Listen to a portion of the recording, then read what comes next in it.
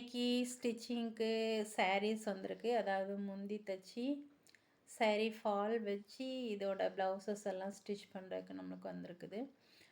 First ஒரு peacock model பட்டு sari model. அடுத்து இது சாஃப்ட் சில்க்.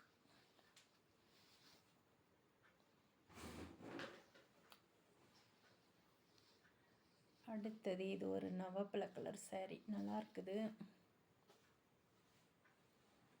இது வந்து ஜோதிகா மேமோட இன்ஸ்பயர்ட் சாரீ.